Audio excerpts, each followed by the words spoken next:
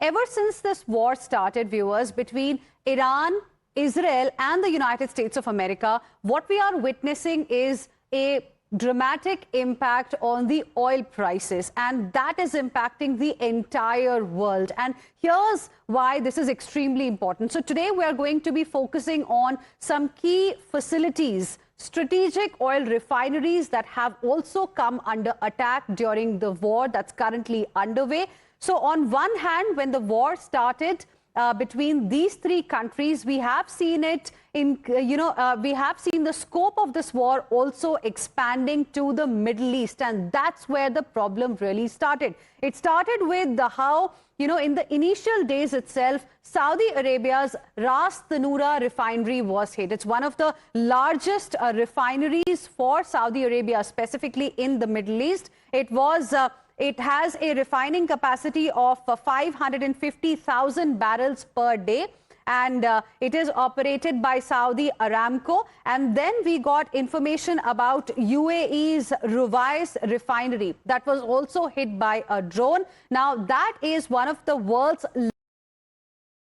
in the United Arab Emirates, and that because of a drone strike was hit, it had to be shut down. And this is how the Middle East crisis is impacting the global oil prices, because viewers, a lot of oil that the countries like India and other Asian countries and other European countries import, that comes from the Middle East, and it reaches these countries via the Gulf states from that very crucial point that is called the Strait of Hormuz. So there are two aspects here that we would like to focus on why why we are witnessing a rise in the crude oil prices. One reason is that the Strait of Hormuz is currently seeing a supply disruption of oil because tankers are stranded there. Because the IRGC, the Islamic Revolutionary Guards, have threatened that if any tanker tries to pass to the other side, go to the other side via the Strait of Hormuz, then it can get attacked.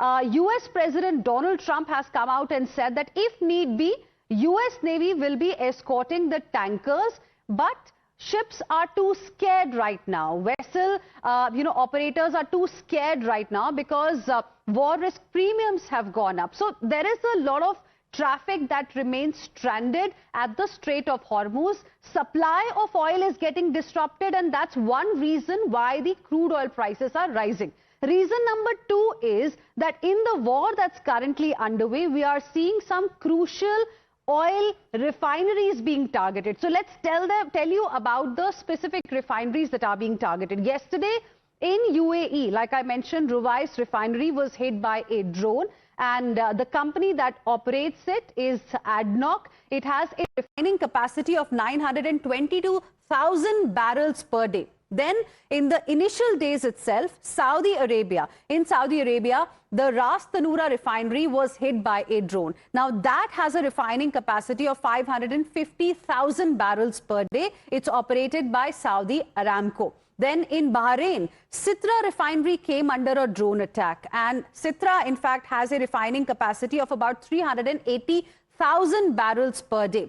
And then in Israel as well, we have seen a crucial oil refineries coming under attack. I'm talking about Haifa refinery, which was targeted by missile strikes from Iran. It's operated by the Bazan Group, and it's got a refining capacity of about 197,000 barrels per day. So oil refineries are getting impacted.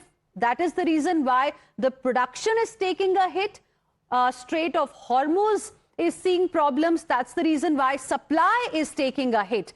Production is impacted, supply is impacted, and this demand-supply mismatch is leading to a sharp spike in oil prices. In fact, just one day before the war started, oil prices were quite comfortable, around $76, $77 per barrel. I'm talking about Brent crude here.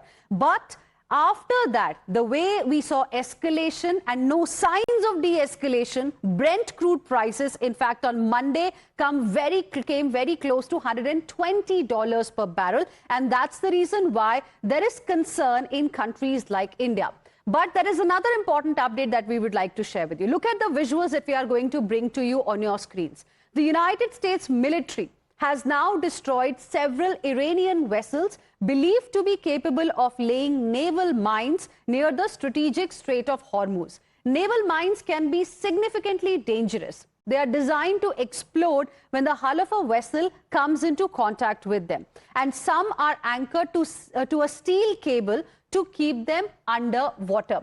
But what are sea mines and how could they really pose a risk? Well, naval mines are among the most efficient weapons at sea. They can be hidden and deployed covertly by ships, submarines, small boats, and even improvised platforms. Yet, cripple both military and commercial traffic, like oil tankers. Now, just imagine, if Iran were to place naval mines in these waters, the largest ships carrying gas and oil, highly flammable objects would be at risk of explosion, causing not just loss of lives and loss of precious crude, but also posing a bigger environmental risk. Now, this is what we are witnessing right now. As per report, the strait was averaging more than 150 vessel transits per day in the weeks leading up to the conflict. But since March 1, viewers, only a few vessels have been detected passing through the Strait of Hormuz. Several Indian ships are also stranded.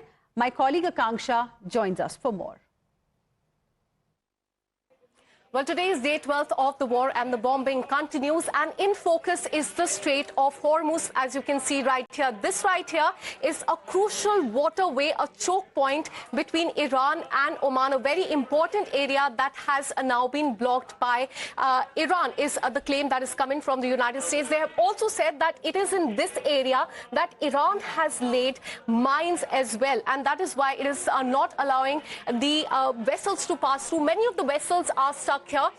Before the conflict hit, as many as 115 vessels used to pass through this area every day. That has now come down to 12 to 13 vessels a day. Many of the Indian vessels are also stuck here. Let me tell you about Nanda Devi right here and Mayuri Nari. These are the two Indian vessels that are currently stuck in that area, that is the Strait of Hormuz. Let me tell you about Nanda Devi. In fact, this is one of the carriers that was carrying LPG. That's an LPG tanker that was sailing under the flag of India, that was to reach Kandla in India on 6th of March at 11:30 at night, but it did not reach so. And as far as the navigational status is concerned, it is currently at anchor, so it has been stopped there. It's been around 5 days, but it has not been allowed to move ahead towards India. Now let's also tell you about Mayuri Nari. It's another ship, in fact, that was India bound, as you can see right here, arrival at Kandla.